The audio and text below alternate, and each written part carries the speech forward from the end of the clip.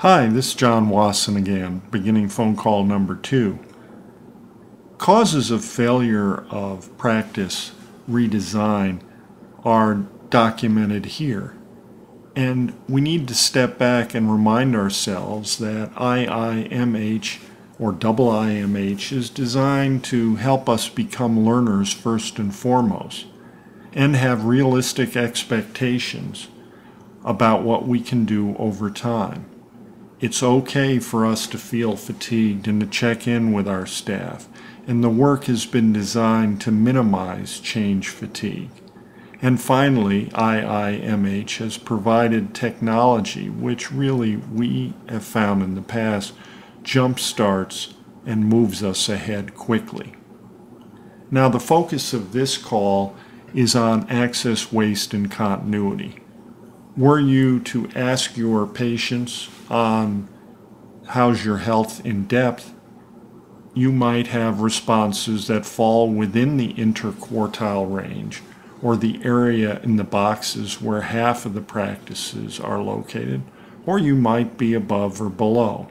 Regardless of where you start, the goal of this session is to help us all move higher up. For most patients, excellent access without continuity is never as good as access with continuity.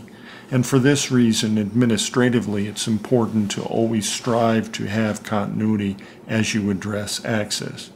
Access really, from the patient's perspective, comes in two flavors. One is appointment access, exemplified by the third next available appointment, and advanced access is the solution. All other access, such as travel, email access, phone access, etc., is also important to the patient, and we will focus on that as well. For the many clinicians who have successfully worked on access over the years, these observations summarize the overarching points they'd probably make to you if they were here today.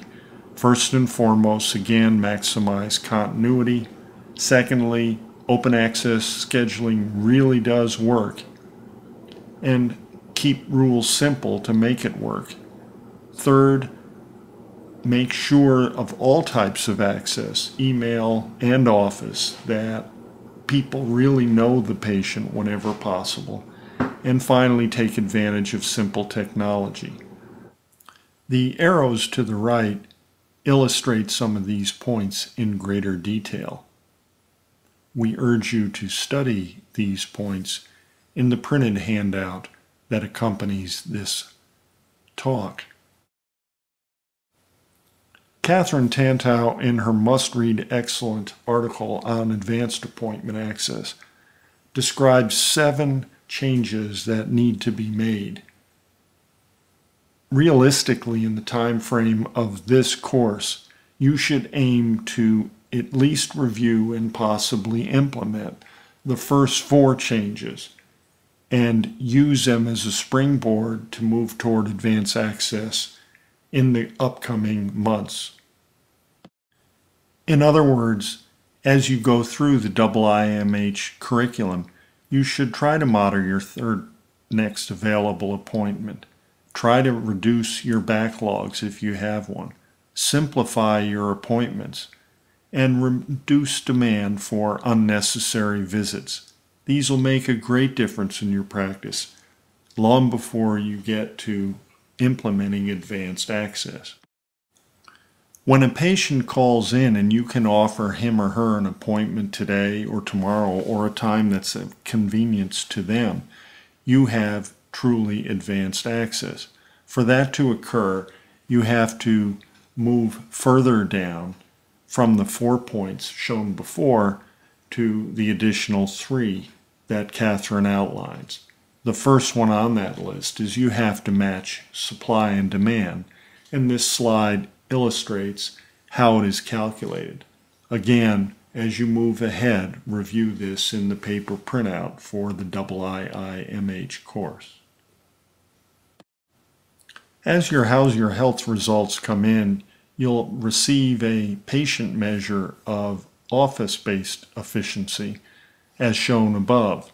It's a waste of time type question.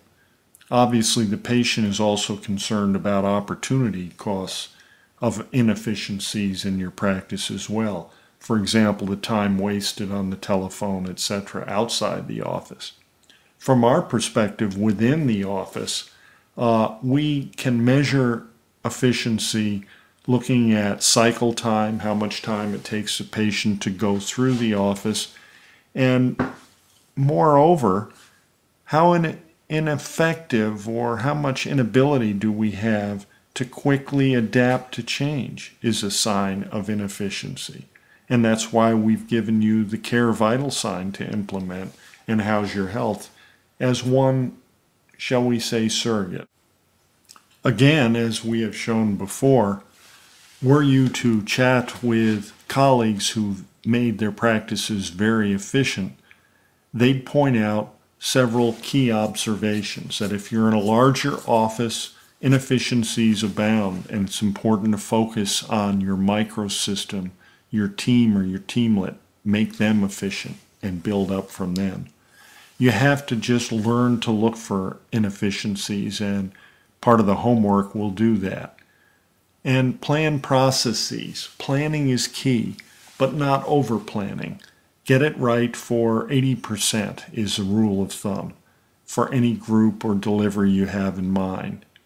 Again, to the right on this slide, indicated by the arrows, are some points you should study as you print this out for the phone calls.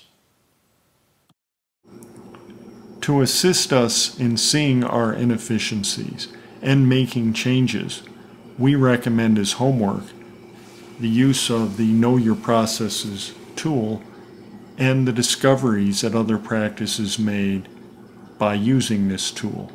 In addition, in the printed materials for the phone calls, we make available additional tools that have been found to be very helpful by other practices. As you use the Know Your Processes tool, have in the back of your mind this slide. Think about the threats to reliability, the threats to safety, the threats to your workforce satisfaction caused by having inefficiencies, and how, as you work on different strategies, you can gradually move from the red zone of unreliability, where there are a great number of unacceptable failures, to the green zone, as shown on this slide. Clearly, the strategies, as you work through them, and you should work starting at the top and move toward the bottom as your experience increases.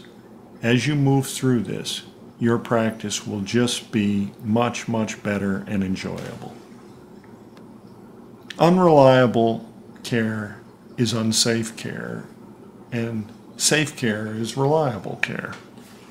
How's Your Health measures harms that patients have reported, and this slide reminds us that adverse events per 100 patients are unfortunately quite high. The common causes are shown on the right. When they've been reviewed by lawyers, about 1 out of every 10 of the harms reported by patients actually could be actionable in a court of law. They're that bad. So it's important to emphasize again that efficiency and reliability has a payoff directly for us in the practice, directly for patients in their everyday experiences of care.